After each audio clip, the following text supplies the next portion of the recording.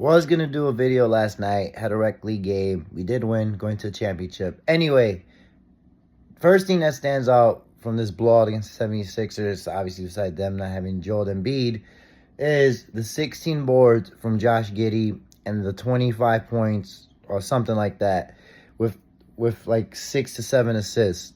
Josh Giddey is looking like, ever since the Zach LaVine trade, has got the keys to the car. Take whatever shot you want to do, initiate the offense. Because to me, Josh Giddey needs to be a high usage player, which means you have to use him, obviously. In order for him to be effective, he can't be a corner three guy. He can't play off the ball. He can, but he shouldn't. We got to use him for him to be the main offensive-driven force and the ball handler. You know, Kobe White coming off the bench, played 28 minutes. He is slumping, but here's my thing. If you're going to have Kobe come off the bench, then that's it. He's off the bench, and he's your sixth man. Because maybe when the Bulls are a championship team or a fourth seed, fifth seed, it might come down to Kobe being the sixth man off the bench with his 18 to 20 point scoring. But I would like to see him start again.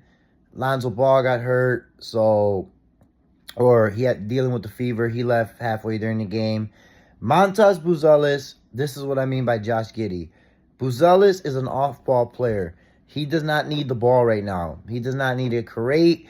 He fits perfectly with Josh Giddey. And this is what my number one problem been with the whole Bulls is when you have Kobe White, Lonzo Ball, and there's someone else I'm missing. Any other guard.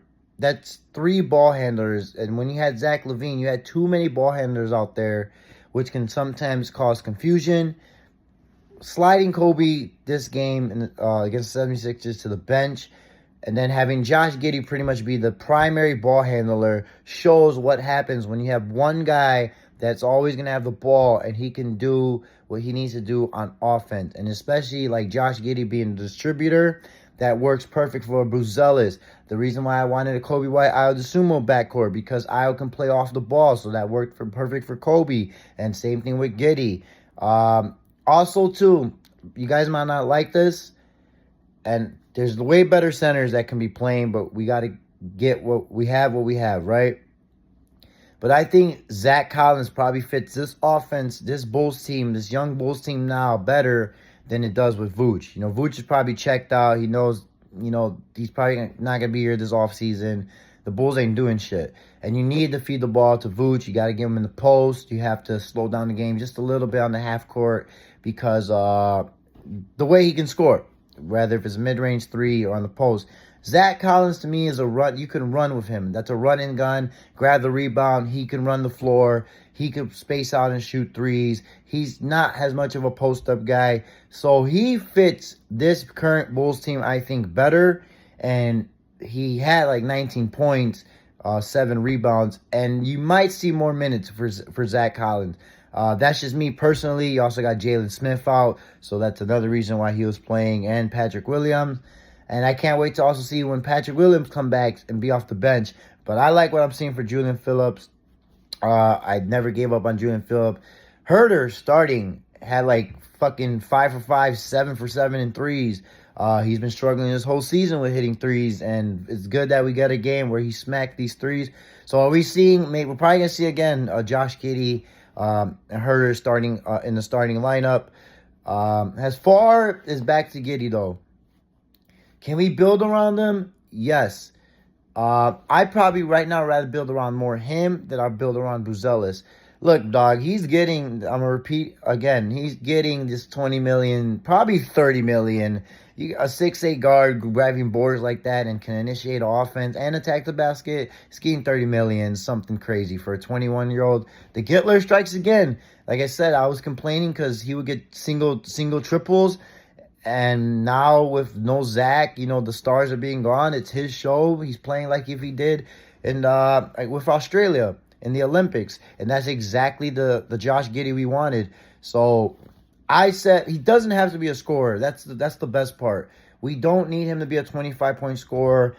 If he's a 20-point scorer, shit, well, that's good for the Bulls, right? But more of a 16-point score, 7 rebounds, 7 assists. That's what the Josh Giddey we need every single night. But if he can give us these 25 points, 10 rebounds, hey, man, we'll take it.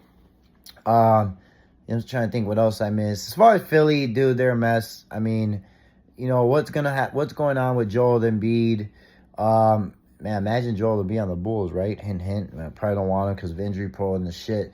Paul George, I swear, when I was watching the game, there was like 3 plays where the Sixers like shot it, then they got the rebound, and then they like shot it, and he still didn't run half court. He was still at the half court point. So like podcast P is in full effect. He is 34, 35 years old, so I get it. You're not where you want to be. And then we saw Tyrese Maxey, which is what I want Kobe kind of to be like. But, Tyrese Maxey's probably just a better player. But, man, overall, it's been a while since the Bulls have been on the right side of a blowout. Still in the 10th seed. Like I said, they're 10th seed gods. They always figure out a way to get that seed. But what I want to see going forward is more of games from Josh Giddey and more 15-point Buzelis games. Their game fits well. Like I said, dominant ball handler, needs the ball, off-ball player that can have a nice power step. I'm all for it. You guys let me know what you guys think in the comment below. Sorry I didn't put it last night. I'll talk to you guys later. Peace.